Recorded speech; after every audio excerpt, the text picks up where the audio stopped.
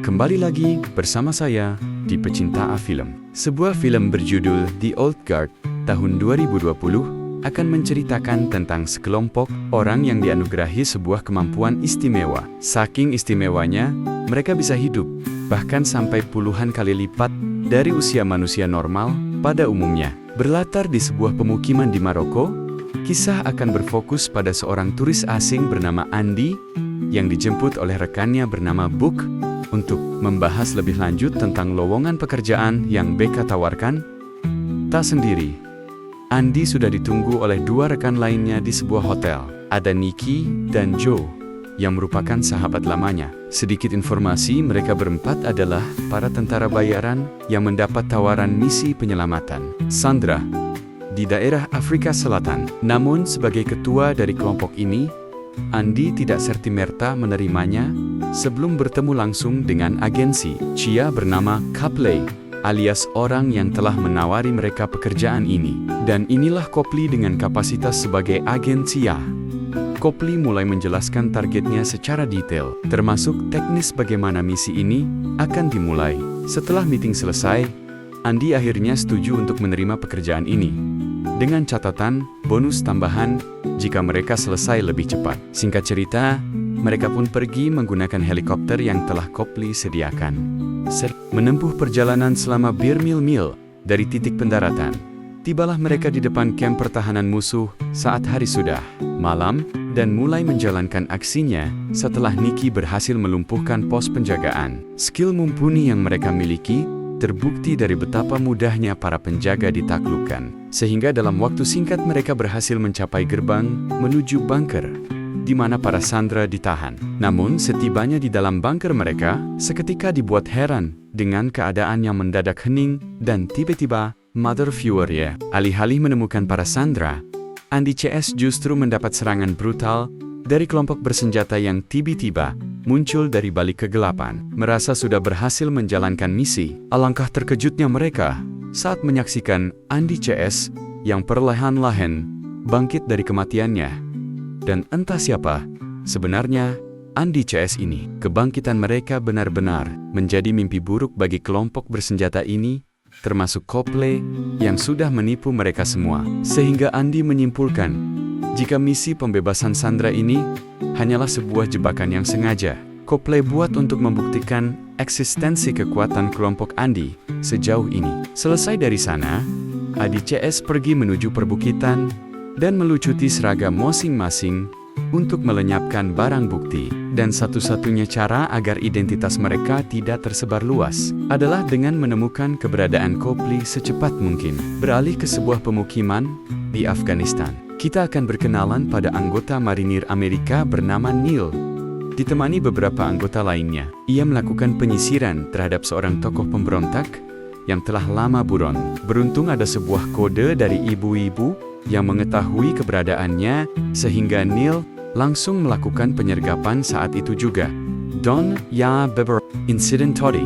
Kontak kejadian ini membuat Andy CS terkejut, karena jika mereka mengalami mimpi yang sama, biasanya apa yang mereka impikan adalah nyata sekaligus menjadi sebuah pertanda akan kehadiran anggota baru. Sementara yang lain melanjutkan perjalanan ke Maroko. Andy memutuskan turun dan akan mencari keberadaan Neil ke sebuah pangkalan militer Amerika di Afghanistan, yang di saat bersamaan ada dua teman dekat Neil yang dibuat geleng kepala. Dengan kondisi Neil saat ini, di mana luka sayatan pisau bekas insiden tadi tidak meninggalkan bekas luka sama sekali, terlepas dari keistimewaan yang Neil miliki, tanggapan berbeda justru datang dari semua personil di pangkalan yang menganggap jika Neil memiliki kelainan genetik. Sehingga, untuk memastikan apa yang sebenarnya ia alami, Jenderal akan mengirim Neil ke Jerman untuk melakukan tes kesehatan, yang ketika dua petugas datang untuk membawa Neil secara paksa, tiba-tiba rupanya itu adalah Andy yang sudah mengamati Neil sejak tadi.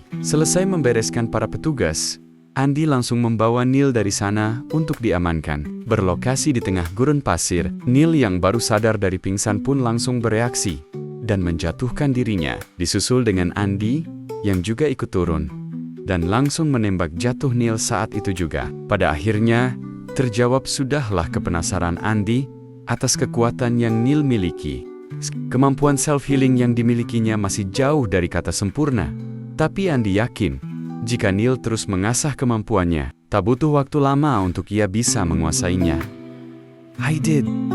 I need you to get back in the car, please. Rupanya, Andy sudah bekerja sama dengan para penyelundup lokal yang memberinya tumpangan pesawat. Sesaat setelah lepas landas, Neil yang masih tidak yakin akan keselamatannya pun diam-diam mengikat Andy saat ia sedang tertidur, lalu mengancam si pilot agar mendaratkan pesawatnya. Namun hal itu tak berlangsung lama setelah Andy menyadarinya dan langsung memberi pelajaran. Di saat yang sama, lebih tepatnya di sebuah perusahaan farmasi ternama di Inggris, kita akan diperkenalkan dengan sang pemilik bernama Merrick.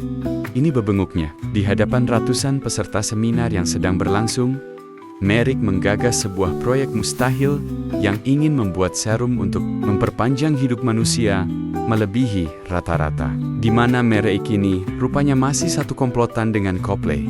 Hal itu terbukti ketika dirinya menunjukkan rekaman CCTV Andy CS saat dalam penyergapan, sehingga bisa disimpulkan bahwa orang yang akan menjadi sampel penelitian Merrick tidak lain dan tidak bukan adalah Andy CS itu sendiri. Singkat cerita, Andy dan Neil terlihat baru tiba di Gossenfield, sebuah perumahan terbengkalai di pinggiran kota Paris dibebuk. Joki rupanya sudah menunggu kedatangan mereka berdua, yang di sini kita akhirnya akan diberitahu tentang Andy CS, yang merupakan kelompok kesatria immortal dari masa lampau, atau lebih tepatnya, orang-orang yang dianugerahi kemampuan bertahan hidup dalam waktu yang sangat lama, bahkan mungkin abadi, seperti Book yang hidup sejak masa Perang Napoleon, Joanniki sejak Perang Salib, termasuk Andy yang bisa dibilang paling tua di antara mereka semua. Selain abadi, mereka juga mampu mendeteksi keberadaan anggota lain lewat perjalanan mimpi, seperti saat mereka menemukan Neil. Namun, di balik semua kelebihan itu, mereka juga harus terus merasakan pedihnya penderitaan hidup dalam keabadian, seperti yang dirasakan oleh teman Andy yang bernama Quinn. Dari kabar terakhir, Quinn dijatuhi hukuman oleh kerajaan Inggris karena dituduh memiliki ilmu sihir, sehingga sejak 500 tahun silam, dirinya cepat sehingga Book segera bangkit untuk mengamankan Neil. Sementara Andy, ia masih main kari-kari keberadaan Joanniki yang sudah tidak ada di sana setelah sempat mengalami luka tusukan saat melakukan perlawanan. Sementara Yao dan Nikki berhasil ditangkap untuk diserahkan kepada Merrick. Andy, Book dan Neil memilih mundur dan mencari tempat aman, di mana Andy membawa mereka ke sebuah bunker bekas pertambangan kuno yang sudah Andy temukan sejak zaman peperangan abad ke-11 silam. Disinilah Joanniki, sekarang sebuah tempat rahasia yang Merrick gunakan untuk melakukan penelitian. Namun sebelum itu, Merrick sengaja melukai tubuh Joe dengan beberapa kali tusukan untuk membuktikan kebenarannya. Setelah melihat langsung, luka-lukanya pulih dengan cepat. Merrick semakin terobsesi untuk segera mengambil sampel genetik mereka demi mewujudkan semua ide gilanya. Sementara Bu masih berusaha melacak lokasi keberadaan Joanniki.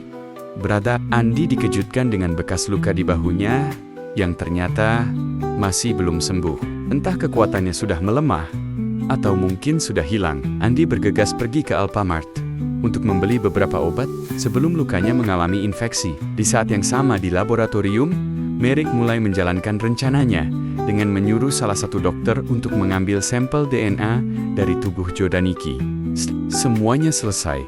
Merrick yang edan pun mengancam akan mengurung mereka di dalam brankas untuk selamanya dengan alasan takut jika mereka jatuh ke tangan pesaing bisnisnya. Singkat cerita, esok pagi pun tiba. Karena penasaran, Neil pun menghampiri Andy untuk menanyakan alasan dirinya bisa seperti sekarang. Andy menjelaskan jika dirinya juga tidak tahu pasti. Namun setelah Neil bercerita tentang dirinya yang seorang yatim piatu dan hidup di lingkungan sangat keras, Andy menyimpulkan jika mungkin sebuah kesedihan mendalamlah yang menjadikan Neil seperti sekarang ini. Tak lama Bu berhasil menemukan lokasi kediaman Copley saat ini. Sehingga tanpa menunggu waktu lama, mereka bergegas menuju salah satu tempat di pinggiran kota Inggris. Sementara Book dan Andy sudah siap beraksi, Neil justru memilih mundur karena teringat akan tanggung jawab pada kesatuannya. Sehingga tanpa bisa memaksa, Andy membiarkan Neil pergi dengan memberinya sepucuk pistol.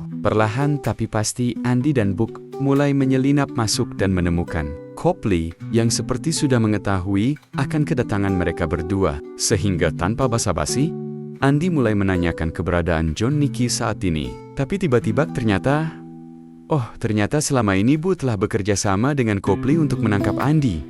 Bukan tanpa alasan, Bu melakukan ini semua semata-mata ingin mencari solusi. Barangkali Copley bisa membantu mengakhiri penderitaan Andy CS di balik keabadiannya. Namun, betapa terkejutnya Book saat mendengar pengakuan Andy bahwa dirinya sudah kehilangan kekuatannya sejak pertarungan terakhir melawan tentara Mary. Alhasil, Book dan Copley sepakat untuk segera menangani luka yang dialami Andy dengan akan membawanya ke rumah sakit. Namun belum juga mereka pergi, tiba-tiba Merrick datang bersama pasukannya dan langsung meringkus mereka berdua untuk dibawa ke tempat penelitiannya. Tak lama, Copley dikejutkan oleh kedatangan Neil yang langsung mendodongkan pistol ke arahnya.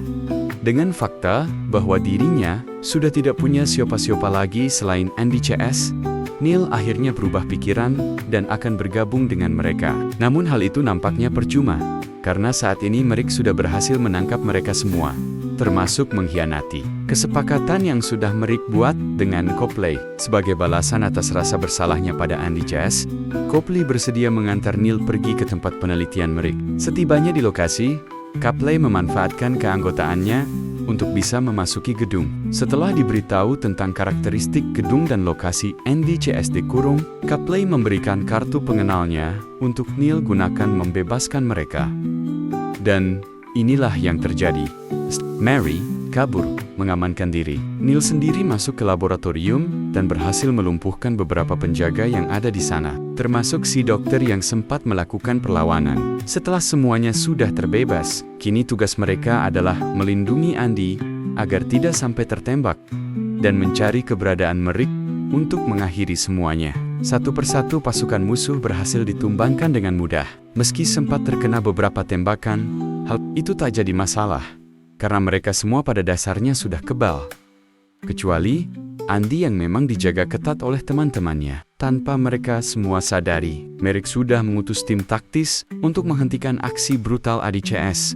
Dan tiba-tiba, ya terjadilah ledakan besar yang sempat membuat mereka tak sadarkan diri. Namun, hal itu tak berlangsung lama setelah muncul Aju dan Merrick yang langsung melakukan serangan. Sementara, Yao dan Nicky akan menahannya. Andy dan sisanya akan mengejar Merrick yang berada di gedung sebelah, tetapi menggunakan kapak emergency milik petugas damkar. Andy mulai membabi buta menghabisi pusukan musuh yang terus bermunculan. Namun langkahnya seketika terhenti saat mendapati Aju dan Merrick sudah berjaga di jembatan gedung dan beres dengan si ajudan. Kini mereka tinggal satu langkah lagi untuk mendapatkan Merrick. Mengetahui semua pasukannya sudah habis dibantai, Merrick tidak punya banyak opsi selain mengandalkan pasukan yang masih tersisa. Sempat terjadi keheningan saat mereka saling menunggu serangan satu sama lain. Pertempuran seketika pecah saat Joe menerobos lewat jendela, dan karena Merrick tidak ada di tempat, mereka membagi tugas untuk mencarinya ke seluruh ruangan. Sementara Book dan sisanya turun ke bawah untuk memeriksa Andy dan Neil akan berjaga di atas kalau Merrick masih bersembunyi di sini. Dan benar saja, muncul Merrick yang dengan beraninya mendudukan pistol ke arah Andy dan akan berniat membunuhnya. Tetapi Merrick tewas di tempat. Sementara itu, Nila berhasil selamat berkat kemampuan yang dimilikinya. Setelah semua kekacauan yang terjadi, Andy segera membawa mereka pergi dari tempat itu untuk menyelamatkan diri. Tepat sebelum pihak berwajib tiba di lokasi. Kini, mereka berada di sebuah bar legendaris yang konon sudah berdiri sejak 500 tahun yang lalu. Setelah mempertimbangkan segalanya dengan matang, Nila akhirnya resmi bergabung dengan Andy dan kawan-kawan. Adapun konsekuensi atas apa yang telah BK lakukan terhadap Andy CS, ia dijatuhi hukuman tidak boleh bertemu mereka selama 1 abad ke depan. 7 bulan kemudian, ketika BK mulai merasa sangat kesepian, ia tiba-tiba dikejutkan oleh kemunculan sosok perempuan bergaun merah yang sudah berdiri di dalam rumahnya. BK benar-benar terperanjat saat menyadari bahwa perempuan itu adalah sang ratu, yang ternyata berhasil selamat dari belenggu pasungan di dasar laut.